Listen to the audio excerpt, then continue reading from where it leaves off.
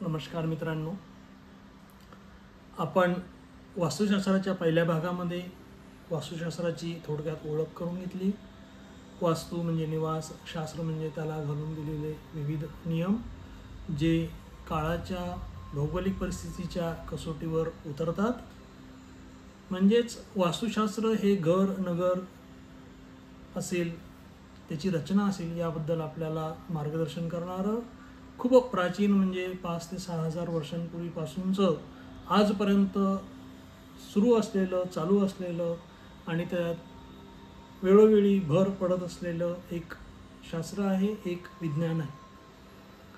ऋग्वेदापासून शुल्ब सूत्रांपर्यंत या शास्त्राची मुळे किती खोलवर रुजली आहे ते आपण बघितलं. अजंठा वेरूळ लेणी झाली, जयपूर अयोध्यासारखे शहर झाले किंवा संपूर्ण भारतभर पसरलेले विविध प्राचीन मंदिरे झाले, हे सगळीकडे या वास्तुशास्त्रांचं जिवंत उदाहरण म्हणून आपण बघितलं पाहिजे.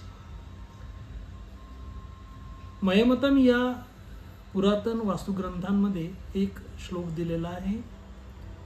यत्र वास्तु विन्यासः शुभ दिशा सन्निवेशितः तत्र श्री सदा वसती दुःख दैन्यम न जायते. जिथे वास्तुनियोजन शुभ दिशांनुसार होते तेथे लक्ष्मीचा वास असतो आणि दुःख किंवा दारिद्र्य कधीही निर्माण होत नाही. मित्रांनो, वेदकालीन ही जी पायाभूत संकल्पना आहे, म्हणजे साधारण आजपासून 4,000 ते 6,000 वर्षांपूर्वीपासूनची संकल्पना आहे. ऋग्वेदामधील पुरुष सूक्तामध्ये एक मंत्र दिलेला आहे. चंद्रमा मनसो जातचक्षुः सूर्यो अजायत मुखादिंद्र अग्निश्य प्राणाद्वायुर्जायत. म्हणजे चंद्रमनापासून, सूर्यनेत्रांपासून, इंद्र व अग्नी मुखातून आणि वायू प्राणापासून उत्पन्न झाला. या ठिकाणी आपल्या प्राचीन ऋषीमुनींनी ही जी सुंदर सांगड घालून दिलेली आहे मानवी शरीर आणि या संपूर्ण ब्रह्मांडाची, म्हणजे याचं एकात्म नातं या ठिकाणी आपल्याला दिसते. म्हणूनच आपल्याकडे म्हण आहे, जे ब्रह्मांडी तेच पाही पिंडी. भारतामध्ये विश्वामित्र, वशिष्ठ, अत्री यांसारख्या ऋषींनी यज्ञ, सूर्योपासना, दिशा आणि निसर्ग शक्तींचं महत्त्व सांगितलं. या काळामध्येच यांच्यासोबतच जगभरामध्ये सगळीकडेच वास्तुसंकल्पना किंवा इतर विज्ञानांमध्ये त्या ठिकाणचे तत्त्वज्ञ विचार मांडत होते. म्हणूनच मिस्रमध्ये पिरामिड्स उभे राहिलेले आहेत, मेसोपोटॅमियामध्ये जुगरात आहे, चीनमध्ये ओरॅकल बोनची संकल्पना या काळात निर्माण झालेली होती. हिब्रूमध्ये मोझेसचे 10 जे आज्ञा आहेत धार्मिक, त्या यावेळेस आलेल्या आहेत. फिनिशियामध्ये वर्णमालेचा शोध या वेळेस लागलेला आहे. व जगात अनेक ठिकाणी अनेक संस्कृती यावेळेस हळूहळू वाढायला सुरुवात झालेली होती. ही जी शुल्बसूत्रे आहेत ही साधारण आजपासून 4,000 ते 5,000 वर्षांपूर्वी लिहिल्या गेली असावी. याच्यामधलं एक सुंदर उदाहरण म्हणजे जे आहे की आपल्याला अगदी जेव्हा आपण सुरुवातीला भूमिती शिकायला केली होती त्यावेळेस पायथागोरसचा सिद्धांत आपल्याला शिकवला गेला. तो पायथागोरसचा सिद्धांत म्हणून शिकवला गेला.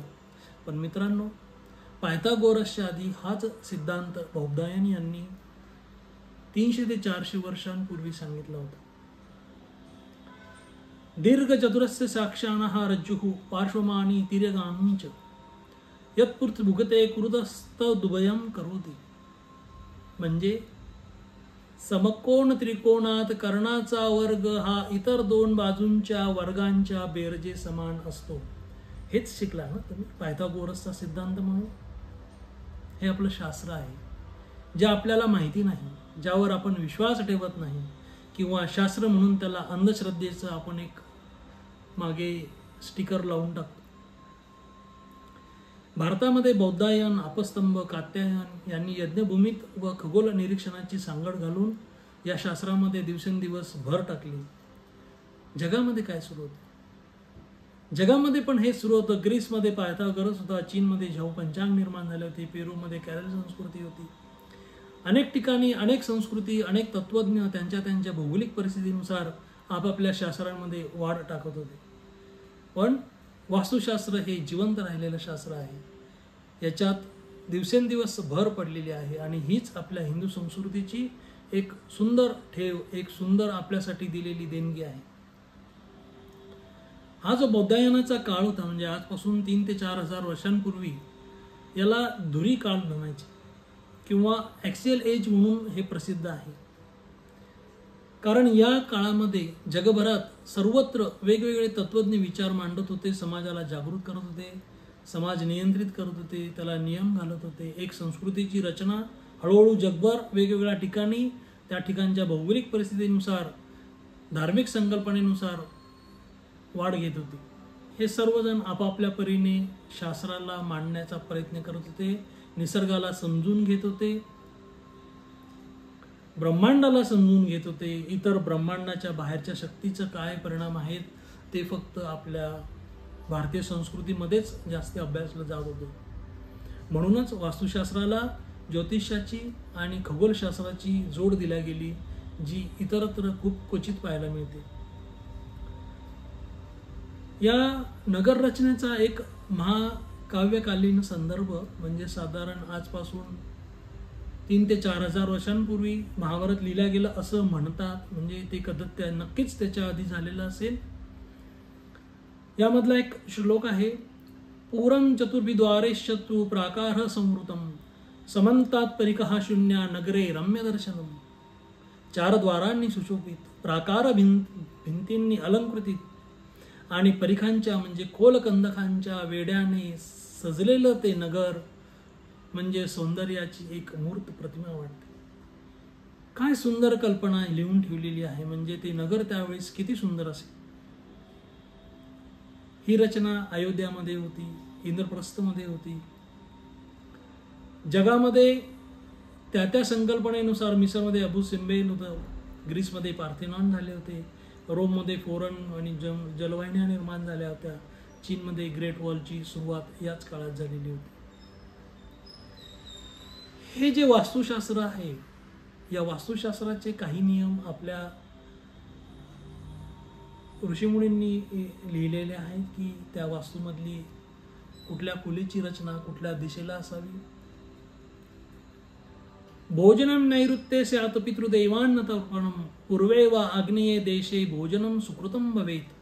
भोजनगृह हे नैऋत्य दिशेला असावे जिथे पितृदेवतांची तृप्ती होते, अथवा पूर्व आग्नेय दिशेला असेल तर ते भोजन शुभ फलदायी असते.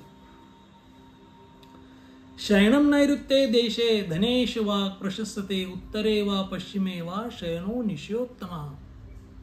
हे मैमतम मध्ये दिलेलं आहे. शयन कक्ष नैऋत्य दिशेला किंवा धनाधिपती कुबेराच्या भागी असावा, तसेच उत्तर किंवा पश्चिम दिशेला असेल तर तो उत्तम मानला जातो. पूजागृहं तु कर्तव्यम ईशान्ये शुद्धमंडले यत्र देवा सदा तुष्यन्ति गृहे लक्ष्मी प्रतिष्ठते. समरांगण सूत्रधार मधला हा श्लोक सांगतो, पूजागृह ईशान्य दिशेला शुद्ध मांडणीसह असावे, कारण तेथे देवता नेहमी प्रसन्न राहतात आणि त्या गृहात लक्ष्मीचा वास होतो. पाकशाला तू कर्तव्या अग्नेयाम शुभमंडले तत्र अग्निदहारिते पत्तेन भोजनम तू प्रशस्ते. स्वयंपाकगृह आग्नेय दिशेला असावे, कारण तिथे अग्निदेवाचे आधिपत्य असून भोजन नेहमी मंगलकारी व कल्याणकारी ठरते. याच वास्तुशास्त्रामध्ये ज्योतिषाचा संगम जो आहे तो साधारण 4थ्या ते 7व्या शतकाच्या दरम्यान झाला असावा असा एक आपण अंदाज पकडूया. यासाठी मैमतनचं एक सुंदर श्लोक आहे उदाहरण म्हणून. सूर्यचंद्र ग्रहे नक्षत्रे सहिता भूमिपृष्ठिका यदा वास्तु प्रतिष्ठा स्यात् तदा श्री व सदा वसेत. भूमीवर वास्तूची प्रतिष्ठा सूर्य चंद्र ग्रह आणि नक्षत्रांच्या संयोगाने केली गेली तर त्या वास्तूत समृद्धी व सौभाग्य सदैव नांदते. हा श्लोक असं दर्शवते की साधारण या कालखंडामध्ये खगोलशास्त्रावरती आपल्या ऋषीमुनींनी सिद्धी प्राप्त केलेली असावी आणि त्याची परिणाम हे वास्तूंवरती, त्या वास्तूंमध्ये राहण्यावरती काय होत असतील याचा त्यांनी अभ्यास केला असावा आणि त्यानुसार त्यांनी ही संकल्पना मांडली की ज्यावेळेस हे सर्व नक्षत्र शुद्ध अवस्थेत असतात त्यावेळेस वास्तूला सुरुवात करावी. बृहत्संहिता वराहमहिर की जो यांच्या काळामध्ये सुवर्ण काळ असं संबोधलं जातं वास्तुशास्त्राचा, यांनी म्हटलं आहे, यदा मुहूर्ते शुभे गृहमारंभो भवेत् कृतः तदा सुखम भवेस्थायी दुःखम नास्ति कदाचन. जेव्हा घर बांधणीचा आरंभ शुभ मुहूर्तावर केला जातो तेव्हा त्या गृहात सुख स्थिर व अखंड राहते आणि दुःख कधीही वास करत नाही. भारतामध्ये मयमतम, मानसार, वराहमिहिर, भोजराज यांचा हा सुवर्ण काळ होता.